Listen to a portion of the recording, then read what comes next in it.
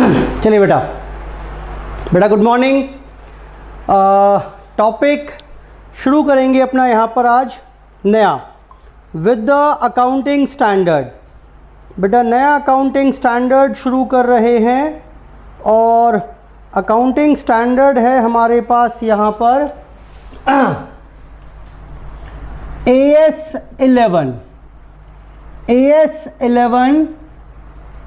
Accounting standard 11 है हमारे पास, जो हम यहाँ पर आज शुरू करने वाले हैं। AS का नाम है यहाँ पर अगर हम बात करें तो द इफेक्ट्स ऑफ, बेटा AS है हमारे पास यहाँ पर the effects of changes in foreign exchange rates. Sir ये AS का नाम है या पूरे जिले का नाम है? बेटा AS का ही नाम है। AS 11 the effects of changes in foreign exchange rates. Effects of changes in foreign exchange rates. बेटा समझना शुरू करें। यहां पर अगर हम इस AS की बात करें तो एज यूजुअल दोबारा से CA इंटर ग्रुप 1 के लिए ये अकाउंटिंग स्टैंडर्ड तैयार कर रहे हैं। 4 से 6 नंबर का क्वेश्चन लगभग तय है, एग्जाम में मिलेगा ही मिलेगा आपको, यानी इंपॉर्टेंट अकाउंटिंग स्टैंडर्ड है। पूरा AS यहां पर नहीं है, कुछ पार्ट इसका हम यहां छोड़ देंगे फॉर CA फाइनल लेवल। खैर वो बता दूंगा मैं आपको कौन सा रेलिवेंट पोर्शन है। उसके अलावा ये अकाउंटिंग स्टैंडर्ड के कुछ पार्ट ऐसे हैं जो मैं कराऊंगा यहां पर, जो ऑलरेडी हम फॉरेन ब्रांच पढ़ते हुए कर चुके हैं। फॉरेन ब्रांच याद है कि नहीं याद है? ब्रांच हुआ करती थी डिपेंडेंट, इंडिपेंडेंट। इंडिपेंडेंट में भी 2 होती थी, एक तो डोमेस्टिक और एक फॉरेन ब्रांच। तो याद है फॉरेन ब्रांच, उसका भी रेफरेंस मैं यहां पर इस अकाउंटिंग स्टैंडर्ड 11 में आपके साथ यूज करूंगा। खैर एक बात तो तय है कि हम फॉरेन एक्सचेंजेस की बात करने वाले हैं, फॉरेन करेंसी की बात करने वाले हैं। क्या मैं भी AS का जो नाम है उसकी चर्चा आपके साथ नहीं कर रहा, थोड़ा सा मुश्किल आएगी शायद AS के नाम को समझाने में। अभी लेट्स बिगिन विद बिल्कुल बेसिक से हम बात यहां पर करना शुरू करें आपके साथ। अगर मैं बात करूं यहां पर तो बेटा कुछ टर्म्स हैं, मैं लिखवा दूंगा सारी बातें आपको, समझिए पहले तो। अगर मैं बोलूं यहां पर आपसे लेट्स से फॉरेन करेंसी, बेटा क्या मतलब हुआ फॉरेन करेंसी का? क्या समझ में आ रहा है? करेंसी विच इज नॉट अभी लिखवा दूंगा सारी बातें, which is not a domestic currency is called a foreign currency. बेटा बड़ा सिंपल, मैं अगर हिंदुस्तान में हूं, अगर हम इंडिया में हैं, इंडिया में काम कर रहे हैं, तो हमारे लिए डोमेस्टिक करेंसी कौन सी हो गई? दैट इज क्लियरली रुपया। अब अगर रुपए के अलावा हम किसी भी और करेंसी की बात कर रहे हैं, US डॉलर हो गया, दिनार हो गया, या कोई भी दूसरी करेंसी की अगर हम बात करें other than Indian currency, other than domestic currency, मैं पूरे AS में ये मानकर चलूंगा कि हम ओरिजिन इंडिया में है, डोमेस्टिक करेंसी हमारी रुपीज है, तो रुपीज को छोड़कर बाकी जितनी भी पूरे विश्व में करेंसीज हैं वो सारी मेरे लिए कौन सी हो गई? वो सारी हो गई मेरे लिए फॉरेन करेंसी। और बेटा जब हम किसी फॉरेन करेंसी में ट्रांजैक्शन करेंगे, मैं जब डॉलर्स में ट्रांजैक्शन, US डॉलर्स में ट्रांजैक्शन किया करूंगा, तो that is called a foreign currency transaction. बेटा आई होप ठीक है। फॉरेन करेंसी ट्रांजैक्शन, जैसे जैसे मैं यूएस गया, वहां से हमने क्या कर लिया, हमने परचेज कर लिया $2000 की परचेज, $2000 की मशीनरी। बेटा ये फॉरेन करेंसी ट्रांजैक्शन है कि नहीं है? बिल्कुल है।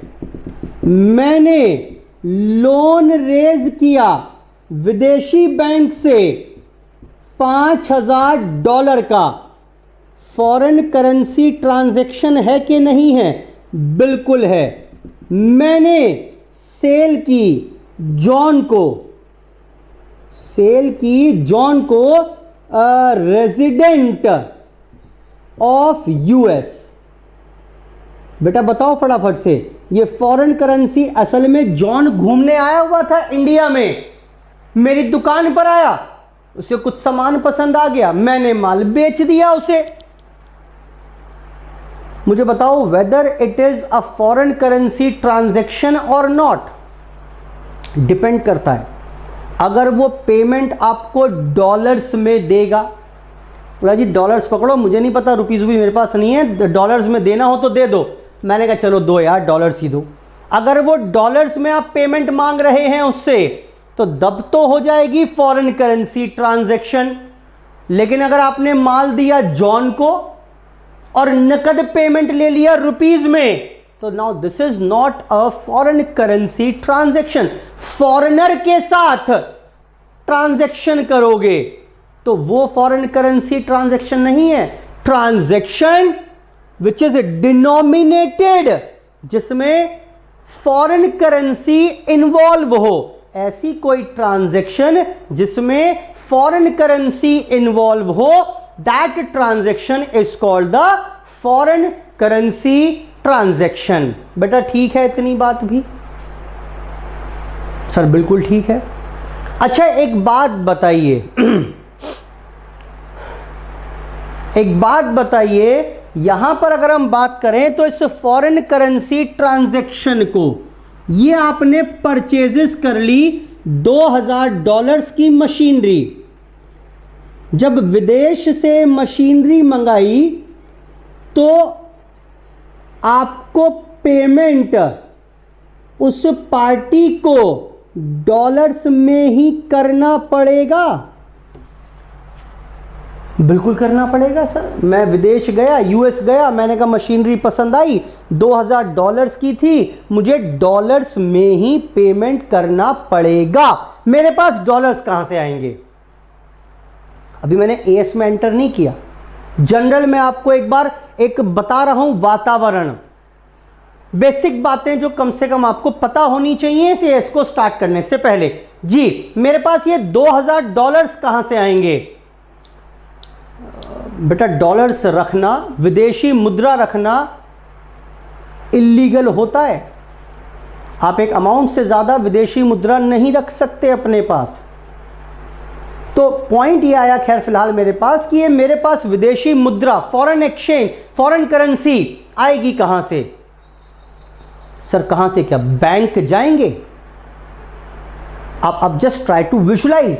वैसे अलग अलग काउंटर्स होते हैं जहां पर फॉरेन करेंसी मिल जाती है, लेकिन आप अपने लिए क्या मानिए, बैंक जाएंगे, बैंक वालों को रुपया देंगे और बदले में फॉरेन करेंसी ले आएंगे। कितना देना पड़ेगा सर? $2000 की मशीन है। तो मैं बैंक वालों के पास गया, मैंने कहा बैंक जी मुझे $2000 चाहिए। तो जानते हो बैंक ने क्या कहा? मिल जाएगा। $1 ₹50 का है, $1 ₹50 का है। Now this is called the exchange rate. रुपया दे जाओ, मैं ₹50 दूंगा तो मुझे $1 मिल जाएगा। मुझे चाहिए कितने थे? $200। बताना बेटा कितने रुपए देने पड़ेंगे? बेटा $200 की मशीन थी, बैंक के पास गया, बैंक से रेट पूछा, एक्सचेंज रेट ये था। This is also called spot rate. Spot ये रोज बदलता है, बल्कि हर सेकंड में हर मिनट में बदलता है ये एक्सचेंज रेट। लेकिन जिस रेट पर हमारी डील फाइनल हुई आज, rate existed on the date of transaction. मैंने कहा बैंक जी $200 चाहिए, क्या रेट चल रहा है? बोला रुक जाओ बताता हूं अभी मैं। नेट पर चेक किया रेट और बोला जी अभी ये डॉलर आपको 50 रुपए का मिल जाएगा। This is called spot rate, spot rate. खैर, तो $200 कितने के मिल जाएंगे? जल्दी बोलो बेटा। ये मिल जाएंगे बेटा आपको 50 × 200, यानी कुल मिलाकर कितना हो गया? 10,000 रुपये। मैंने 10,000 रुपये बैंक को दिए, 2,000 हैं, अच्छा ये 2,000 हैं। मैंने 1 लाख रुपया बैंक को दिया, $2,000 लिए और इस डॉलर से मशीनरी ले आए। बेटा क्लियर है बात कि नहीं है? जल्दी बोलो। तो अब जब मैं अपनी किताबों में एंट्री करूंगा, अच्छा ये बताओ, जब मैं अपनी किताबें हिंदुस्तान आके बनाऊंगा कि मशीनरी परचेज्ड, तो वो किस में बनेंगी किताबें? रुपीज में बनेंगी या डॉलर्स में? ऑब्वियस सी बात है, मेरी रिपोर्टिंग करेंसी, जिस करेंसी में मुझे फाइनेंशियल स्टेटमेंट्स को रिपोर्ट करना है, my reporting currency is rupees, तो मुझे रुपीज में ही बनानी पड़ेंगी। तो मैं अपने यहां क्या एंट्री करूंगा? Machinery account debit to cash 1 lakh रुपया, being machinery imported from US, costing rupees $2,000, which is converted exchange rate of $1 is equal to ₹50। I hope यहां तक की एक मोटा मोटा स्ट्रक्चर समझ में आ गया होगा। This is called foreign currency transaction. ठीक, तो 2-3 वर्ड्स बताए मैंने आपको। एक foreign currency, currency which is not a domestic currency is called a foreign currency, and the transactions which are denominated in foreign currency are called foreign currency transaction। एक term और बता दी मैंने, and that is spot rate। spot rate क्या होता है? rate, exchange rate, वो exchange rate which exist at the time of transaction। transaction के time पर जो exchange rate exist करता था, that is called the spot rate। बेटा यहां तक ठीक है? तो जब भी कोई फॉरेन करेंसी ट्रांजैक्शन होगी, जब भी कोई फॉरेन करेंसी ट्रांजैक्शन होगी, सुनिए, तो यहां पर अगर हम बात करें, अब मैं थोड़ा एएस के अंदर आपको लेकर चलूंगा। As, this as 11 deals with the accounting. As 11 ऐसे लिखिए इसको, पहले एक समरी बनवा दूं कि हमें करना क्या है।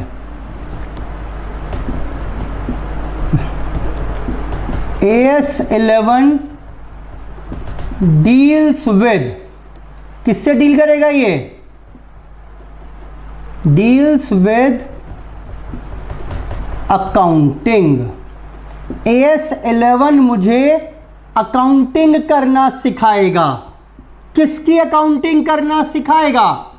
3 मुद्दे इस एएस में हम डिस्कस करने वाले हैं। लिखना बेटा, AS 11 डील्स विद अकाउंटिंग। किस चीज की accounting? Deals with accounting for, पहला अभी जिसकी बात कर रहा था, फॉरेन करेंसी ट्रांजैक्शन। एक तो ये बताएगा अगर आपने कोई फॉरेन करेंसी में ट्रांजैक्शन की तो उसकी अकाउंटिंग कैसे करनी है। दूसरा बताएगा मुझे फॉरेन ऑपरेशन ही चल रहे हैं मेरे, फॉरेन ऑपरेशंस। सर क्या मतलब हुआ?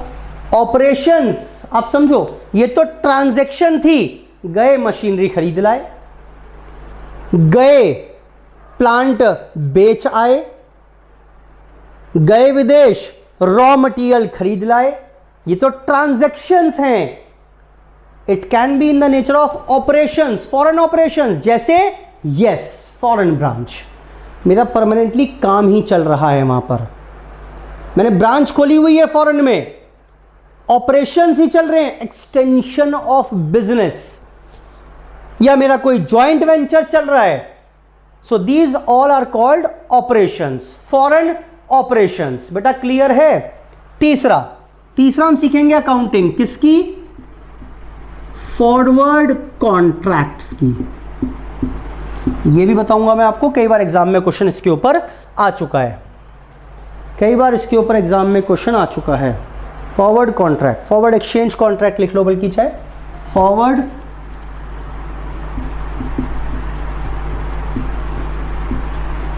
एफसी भी बोलते हैं वैसे तो, फॉरवर्ड कॉन्ट्रैक्ट या फॉरवर्ड एक्सचेंज कॉन्ट्रैक्ट। बेटा नोट करो, ये है मेरे पूरे चैप्टर की समरी, यानी चैप्टर में कुल मिलाकर ये 3 चीजें मुझे यहां पर कवर करनी है, 3 चीजें कुल मिलाकर यहां पर मैं आपको कवर कराऊंगा।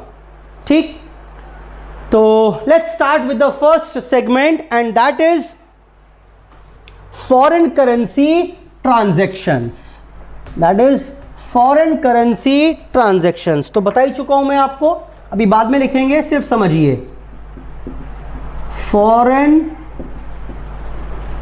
करेंसी ट्रांजैक्शन, आई होप आपको इतनी बात तो समझ में आ गई होगी कि इस एएस में 3 मुद्दे हैं, जिसमें से पहला मुद्दा मैंने आपके साथ उठाया है and that is foreign currency transaction. सुनना शुरू करें, प्रॉब्लम कहां आई। देखिए कुछ ऐसा समझते हैं, 1 जनवरी 2020 को मैंने क्या किया, मशीनरी परचेज की, मशीनरी ली मैंने on credit, machinery on credit $1000 की।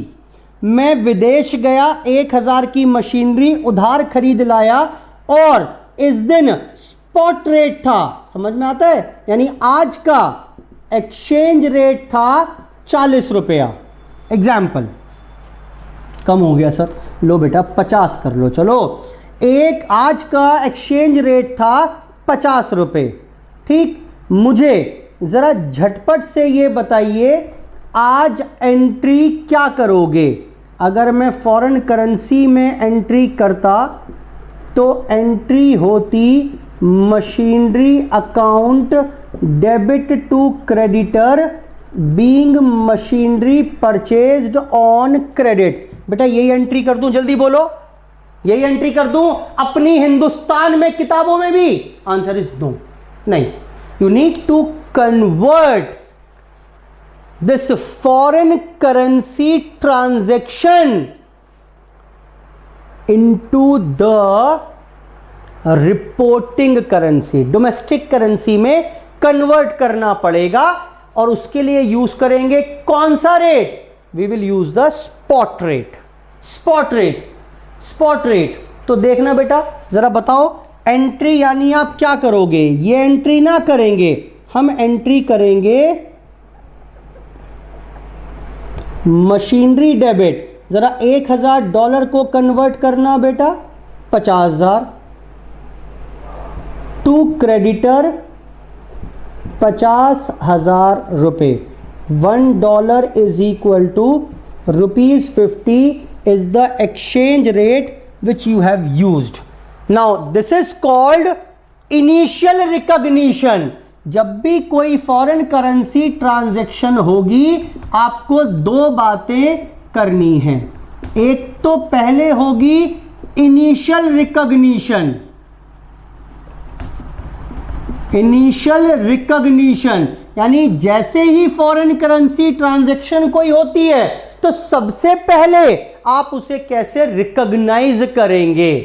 This is called initial recognition. तो सर काम खत्म हो गया क्या हमारा? नहीं, अब सुनो, इसके बाद एएस सिखाता है कि इस फॉरेन करेंसी ट्रांजैक्शन को सब्सीक्वेंटली रिकॉग्नाइज भी करना पड़ेगा, यानी आपको सीखनी है सब्सीक्वेंट रिकॉग्निशन भी। कुछ नोट करने की जरूरत नहीं है, मैं करा दूंगा सारी बातें नोट अभी, ठीक, सारी डेफिनेशंस वगैरह सब लिखवा दूंगा आपको। सुनिए, हाँ जी सुनते रहिए आराम से, बस सो मत जाना बस। बेटा अब ये बताओ कि 31 दिसंबर आ गई, 31 दिसंबर आ गई। अब जब 31 दिसंबर आई यहां पर, अच्छा वैसे ही पूछ रहा हूं, जरा ट्रायल बैलेंस अगर बनाते डॉलर्स में तो कैसा नजर आता आपको, जल्दी बताओ। यहां आती मशीनरी $1000 की, क्रेडिटर्स आते $1000 के, बैलेंस शीट मैच हो जाती। बेटा यही होता कि नहीं होता, जल्दी बोलो फटाफट से, होता कि नहीं होता? बिल्कुल होता सर यही। लेकिन अगर मैं ट्रायल बैलेंस बनाऊं रुपीस में, समझो मशीनरी कितने पर दिखाओगे और क्रेडिटर्स कितने पर दिखाओगे, बताएं बेटा। क्रेडिटर्स कितने पर दिखाएंगे? सर मशीनरी 50,000 में और क्रेडिटर्स दिखा देंगे 50,000 में। Answer is wrong, wrong. मैं बता देता हूं आपको, आज जो एक्सचेंज रेट है वो हो गया है $1 इज इक्वल टू 60 रुपीज। अच्छा एक मिनट के लिए चीजें थोड़ी सी कंफ्यूजिंग होनी शुरू हो जाएंगी, इसलिए ध्यान से सुनिए। एक मिनट के लिए ये बताओ, आप आज कहा आपने क्रेडिटर से कि जी मैं पेमेंट करना चाहता हूं आपका, आपकी किताबों में क्रेडिटर 50,000 के हैं, आपने क्रेडिटर को 50,000 रुपया दे दिया, आज 50,000 रुपया दे दिया आज, तो क्या क्रेडिटर 50,000 में मान जाएंगे? बोले क्या दे रहे हो रुपया, ये रुपया क्या होता है हमें नहीं पता, रुपया क्या होता है हमें नहीं पता। मैंने कहा फिर? बोला हमें तो डॉलर्स दो, डॉलर्स की बात हुई थी। अब बताओ $1000 कहां से आएंगे? $1000 अगर मुझे चाहिए तो मैं बैंक से 60 रुपए प्रति डॉलर देकर आऊंगा, यानी क्रेडिटर्स की आज की वैल्यू कितनी है? 60,000 हो गई कि नहीं हो गई? मशीनरी 50,000 की, यानी क्या क्रिएट हो गया? एक एक्सचेंज डिफरेंस क्रिएट हो जाएगा 10,000 का। बताओ बेटा प्रॉफिट है लॉस है? ये एक्सचेंज डिफरेंस प्रॉफिट है या लॉस है? Clearly it is a loss.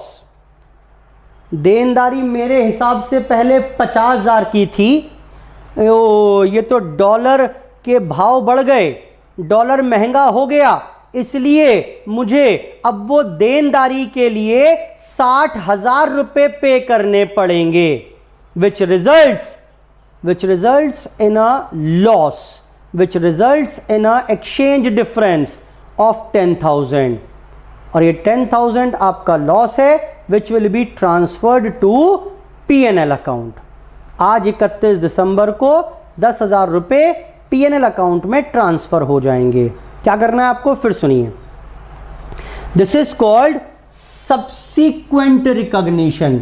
जैसे ही कोई घटना घटित हुई उस पूरी एंट्री को आप स्पॉट रेट यूज करके रिकॉग्नाइज कर दीजिए डोमेस्टिक करेंसी में, लेकिन फिर अब हर बैलेंस शीट डेट पर इसको आपको रिव्यू करना बनता है। और रिव्यू करने के लिए क्या करेंगे? सुने, जितने भी मॉनेटरी आइटम्स हैं, जितने भी मॉनेटरी आइटम्स हैं उनको तो कन्वर्ट करेंगे क्लोजिंग रेट से। ये देखो ये मॉनेटरी आइटम है, creditor is a monetary item, तो इसको तो हमने ये जो क्लोजिंग रेट था इस रेट पर कन्वर्ट कर दिया। और जो नॉन मॉनेटरी आइटम्स हैं, जो नॉन मॉनेटरी आइटम्स हैं उनको कन्वर्ट करेंगे एट ट्रांजैक्शन डेट रेट। जैसे जो मशीनरी है ये नॉन मॉनेटरी है, इसको हमने जिस दिन घटना घटित हुई थी उसी रेट पर कन्वर्ट करके दिखा दिया।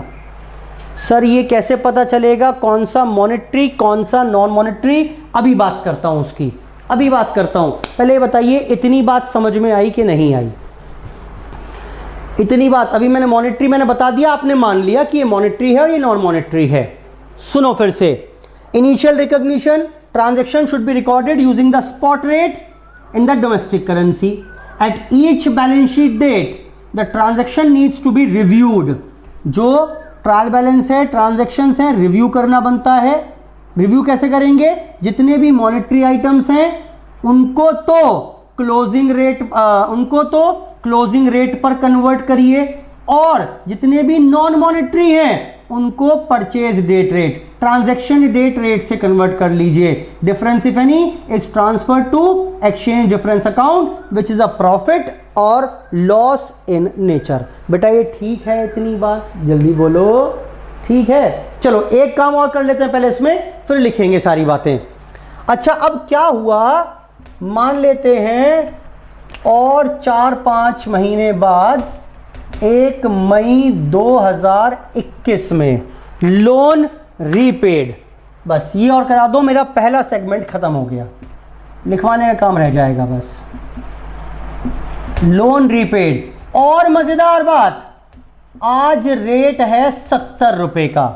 $1 70 नहीं बल्कि इसको करते हैं 65 रुपए का।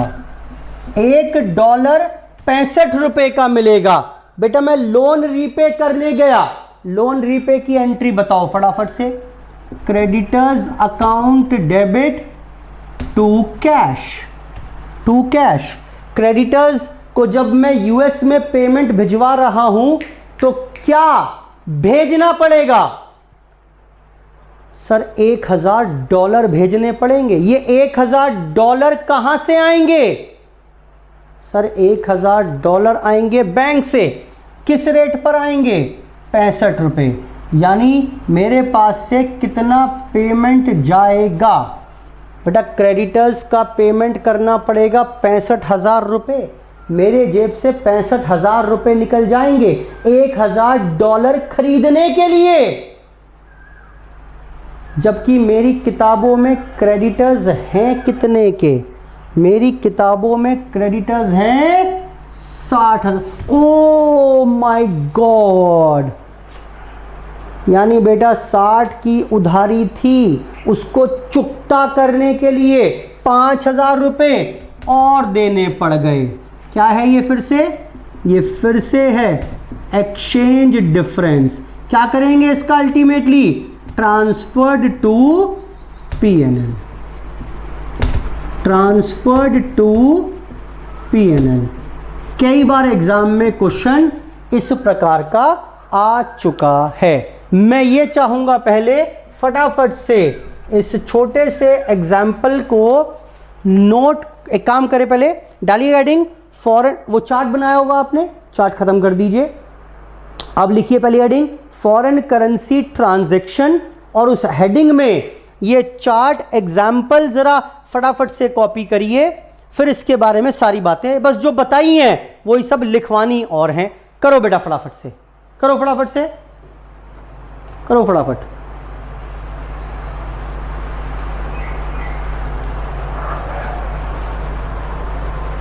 इस पूरे एग्जाम्पल को आप फिलहाल नोट कर लीजिए। पहले देखें कौन बच्चा सबसे पहले नोट करता है।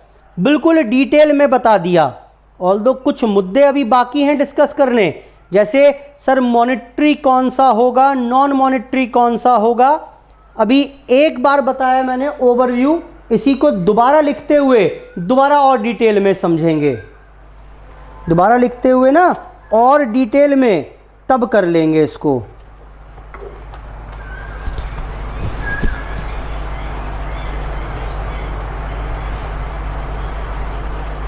लिखो बेटा। उसके बाद 2 सेगमेंट और बचेंगे, एक फॉरेन ऑपरेशंस और एक फॉरवर्ड एक्सचेंज कॉन्ट्रैक्ट। 2 मुद्दे और बच जाएंगे बस इसमें, एएस में 2 ही मुद्दे और हैं बस इसके बाद एएस में।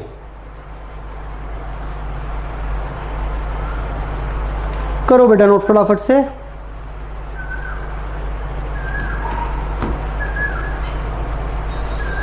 चलिए बेटा, हो गया बेटा नोट सबका। बेटा नोट कर लिया सबने? साइड में हट जाओ, लो बेटा साइड में हट गया। आई होप नोट कर लिया होगा। Effects of changes in foreign exchange rate, देख रहे हैं आप, ये फॉरेन एक्सचेंज रेट पहले 50 रुपए प्रति डॉलर था, जो बढ़कर 55 रुपए प्रति 60 रुपए प्रति डॉलर हो गया। तो उस चेंज का क्या इफेक्ट आएगा? उस चेंज के वजह से एक्सचेंज डिफरेंस क्रिएट हो गया, जो पीएनएल में ट्रांसफर कर दिया।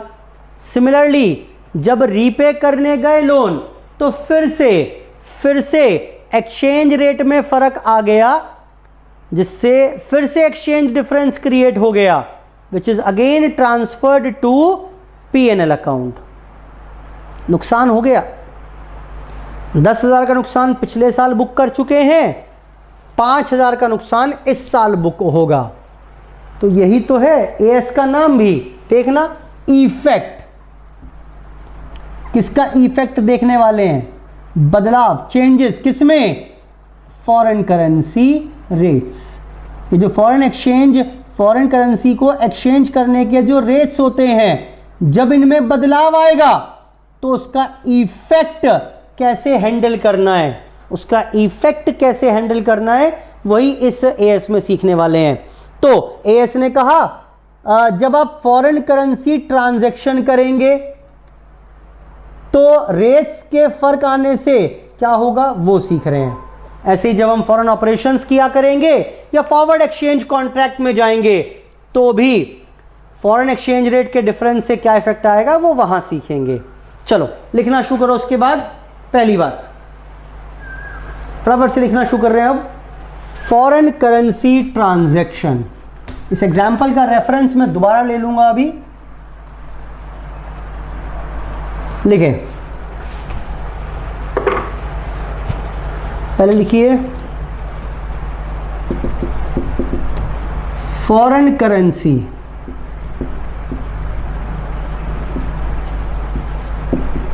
means any currency other than domestic currency, any currency other than domestic currency। अब बात आई what is foreign currency transaction।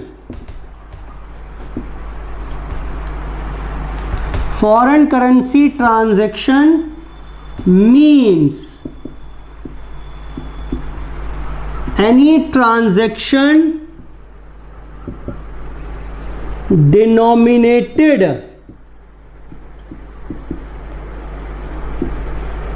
in foreign currency। Spot rate means exchange rate on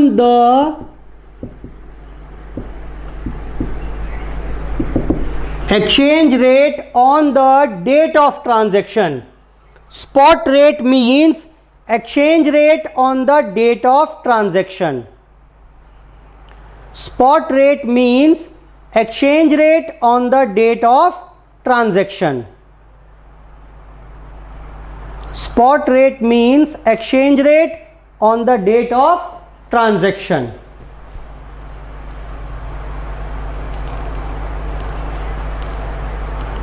note करें बेटा फटाफट से।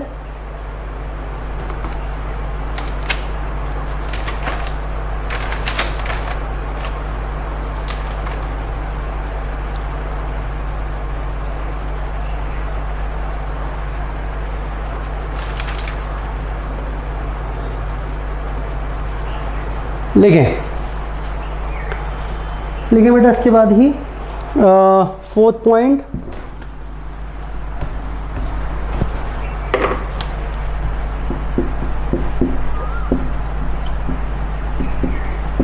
रिकॉग्निशन ऑफ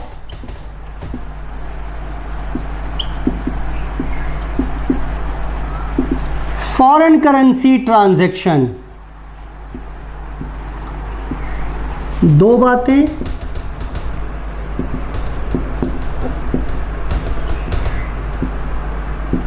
इनिशियली कैसे recognise करेंगे?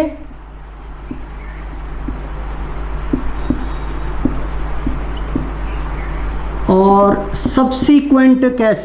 सब्सीक्वेंटली उसे कैसे रिकॉग्नाइज करिएगा? सब्सीक्वेंटली यानी ट्रांजैक्शन के घटना के घटित होते ही उसे कैसे रिकॉर्ड करेंगे?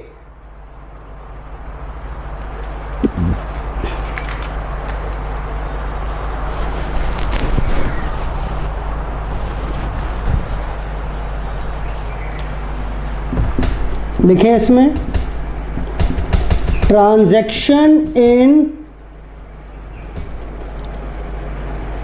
या foreign currency transaction should be converted using spot rate. Spot rate क्या होता है मैंने बता दिया आपको।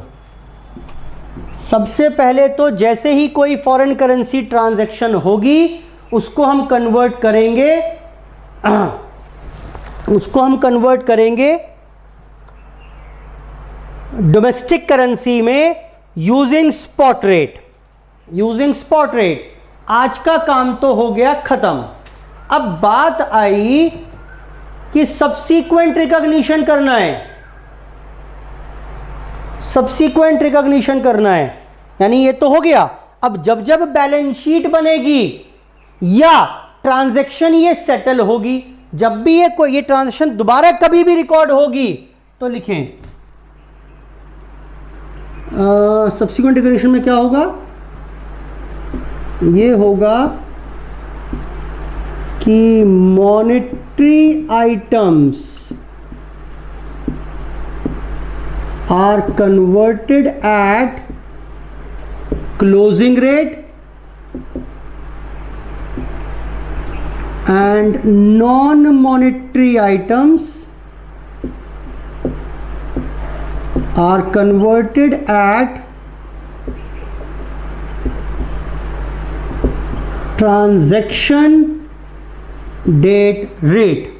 जिस दिन भी ट्रांजैक्शन हुई थी उस दिन जो रेट एग्जिस्ट करता था उसी रेट पर कन्वर्ट कर लेंगे। डायरेक्ट सेटिंग्स के बाद अब ये देखना है कंडीशंस मॉनेटरी और नॉन मॉनेटरी आइटम्स कौन से होंगे, लिखें इसमें भी लिखिए। बेटा इसको हटा रहा हूं यहां से मैं, हम पढ़ रहे हैं इसमें। अब ये रह गया था पेंडिंग, मॉनेटरी किसे कहेंगे और नॉन मॉनेटरी किसे कहेंगे।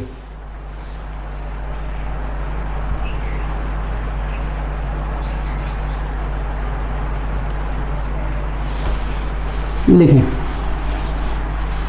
डालिए heading 5th monetary items.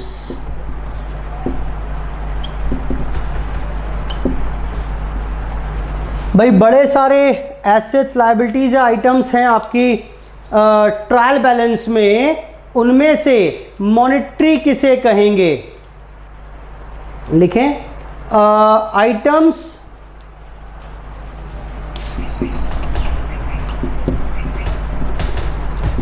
which satisfies the following conditions are called monetary items। शर्तें हैं कुछ, जो भी आइटम इन शर्तों को पूरा कर देगा, जो भी आइटम इन शर्तों को, जो मैं लिखने वाला हूं, जो आइटम्स इन शर्तों को पूरा कर देंगे, लिखें आइटम शुड बी एसेट और लायबिलिटी। कोई एसेट होना चाहिए या कोई लायबिलिटी होनी चाहिए। अगर वो एसेट लायबिलिटी नहीं है तो बेटा वो मॉनेटरी आइटम नहीं है, वो मॉनेटरी आइटम नहीं है, वो मॉनेटरी आइटम नहीं है। जैसे देखना, चलो एग्जाम्पल हाथ के हाथ एक बार देखते हैं। यहां दिया हुआ है मैंने आपको fixed assets, debtors, purchase, expenses, BR, creditors. Example के तौर पर बताओ बेटा, एसेट लायबिलिटीज होने चाहिए। क्या ये एसेट लायबिलिटी है? कंडीशन नंबर ए है। क्या ये भी है? ये नहीं है, ये नहीं है, ये है। तो इसका मतलब क्या हुआ बेटा? अभी तक एक बात तो तय है, purchase expenses are not monetary items. ये मॉनिटरी आइटम है ही नहीं। बाकी सारे हो सकते हैं बशर्ते ये बाकी शर्तें भी पूरी कर दें। दूसरा लिखिए, शर्त लिखिए दूसरी, सेकंड पॉइंट लिखिए, आइटम इज रियलाइजेबल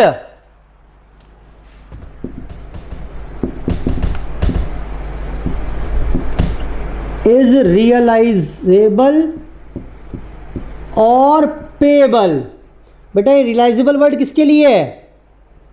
ये वर्ड तो हमने यूज किया एसेट के लिए, और पेबल वर्ड किसके लिए यूज कर रहे हैं? लायबिलिटी के लिए। तो एसेट इज रियलाइजेबल और पेबल फॉर इज रियलाइजेबल और payable for a fixed sum under contract. इस एसेट का या लायबिलिटी का आपको फिक्स्ड पेमेंट करना पड़ेगा या फिक्स्ड अमाउंट आपको मिलेगा किसी कॉन्ट्रैक्ट के तहत। जरा देखना बेटा, फिक्स्ड एसेट से क्या कोई अमाउंट आपको मिलेगा फिक्स्ड? अगर ये $5000 हैं तो क्या $5000 मिल जाएंगे आज? Answer is no. डेटर्स थे, $2000 के डेटर्स थे, क्योंकि आपने विदेश में माल बेचा था तो $2000 ही मिलेंगे ना। यस, फिक्स्ड सम ही मिलेगा।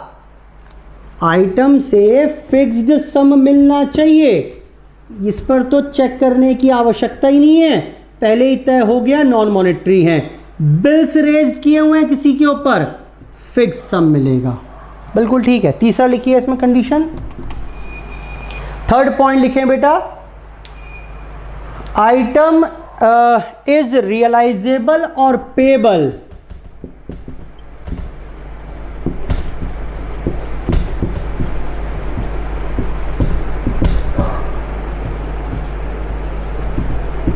In foreign currency. बेटा इनका पेमेंट भी फॉरेन करेंसी में होना चाहिए। ये तो अब है ही नहीं मॉनेटरी, अब क्या चेक करें? कोई एक शर्त भी पिट गई तो नो। डेटर्स पेमेंट विदेश से डॉलर्स में ही भेजेंगे, बीआर का पेमेंट डॉलर्स में आएगा, क्रेडिटर्स को पेमेंट भी डॉलर्स में ही करना पड़ेगा। तो अब अल्टीमेटली क्या कह पाएंगे?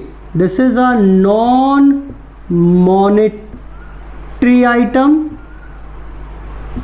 ये मॉनेटरी है, नॉन मॉनेटरी ये भी नॉन मॉनेटरी, ये मॉनेटरी हो गया और ये भी मॉनेटरी आइटम हो गया। बेटा लिखना फटाफट से, जरा झटपट से नोट कर लीजिए इसको। हमारा पहला सेगमेंट यहां पर खत्म हो गया, पहला सेगमेंट यहां पर खत्म हो गया। सिमिलरली चलो एक आध और बात करें, अगर जरा बताना मेरे को। लोन, लोन पहली शर्त एसेट लायबिलिटी है। क्या इससे फिक्स्ड सम का लेन देन, लोन ले रखा है, फिक्स्ड सम है, हाँ फिक्स देना पड़ेगा। और लोन का पेमेंट फॉरेन करेंसी में, हाँ जब ये फॉरेन लोन है, ले रखा है, दे रखा है, तो यस फॉरेन करेंसी में ही इसका पेमेंट भी करना पड़ेगा। तो मॉनेटरी आइटम्स नोट कर लो बेटा, monetary items and non monetary items.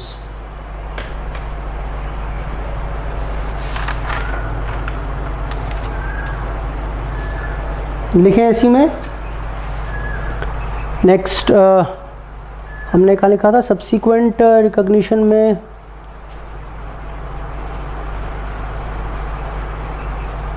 Next point note लिख लो, चलो नोट डालो उसमें, लास्ट पॉइंट इसमें सब।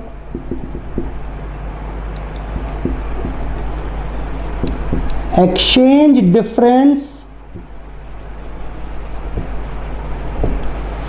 On subsequent recognition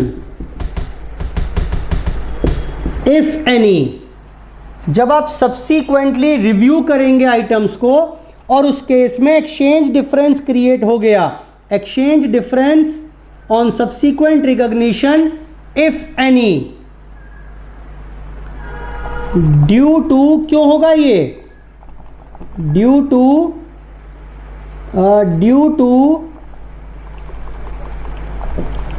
changes in foreign exchange rates is transferred to P&L account। लो बेटा, हमारा पहला सेगमेंट था एएस का यहां पर जो फिनिश हो गया। एएस का नाम the effects of changes in foreign exchange rate. जब फॉरेन एक्सचेंज, जो हम डॉलर्स खरीद बेच कर रहे हैं, जब उसके एक्सचेंज रेट में कोई डिफरेंस आ जाएगा तो उस डिफरेंस के वजह से क्या चेंजेस जो आएंगे, उसका क्या इंपैक्ट होगा, वो यहां पर कवर किया। 3 प्रकार की चीजें करेंगे। पहला था फॉरेन करेंसी ट्रांजैक्शन, तो उसमें 2 चीजें हैं, या तो इनिशियली या सब्सीक्वेंट। इनिशियली जब करेंगे कोई फर्क नहीं पड़ेगा, जब ट्रांजैक्शन आपने की उस दिन जो भी रेट था उस रेट से सारे आइटम्स को कन्वर्ट कर दो, बात खत्म। मॉनेटरी नॉन मॉनेटरी कुछ नहीं होता। लेकिन हां, जब बैलेंस शीट डेट पर रिव्यू करेंगे या सेटलमेंट डेट पर रिव्यू करेंगे तो उस डेट पर मॉनेटरी आइटम्स को कन्वर्ट करेंगे क्लोजिंग रेट पर, and non monetary items are converted on the same rate which existed at the date of transaction। जितना भी डिफरेंस आएगा उस डिफरेंस को ट्रांसफर कर देंगे पीएनएल में। तय कैसे करें कि जी कौन सा मॉनेटरी है और कौन सा नॉन मॉनेटरी है? तो 3 शर्तें हैं। अगर तीनों शर्तें पूरी हो जाएं तो मॉनेटरी, 3 में से कोई एक भी पूरी ना हो तो नॉन मॉनेटरी। ये रहा, कौन सी 3 शर्तें थी? पहला, जो आइटम जिसकी आप बात कर रहे हैं वो या तो एसेट होना चाहिए या लायबिलिटी होना चाहिए। दूसरा, उससे फिक्स्ड अमाउंट मिलने वाला हो या फिक्स्ड अमाउंट आपको देना हो। और तीसरा, जो अमाउंट मिलेगा या देंगे वो फॉरेन करेंसी में ही होना चाहिए। ठीक है बेटा बात? चलिए आज की चर्चा यहीं पर समाप्त करेंगे। इसके ऊपर क्वेश्चंस करने हैं, हमारे को टाइम लगेगा अभी, तो will start the topic in the next class. ठीक है बेटा, चलिए, थैंक यू, बाय बाय।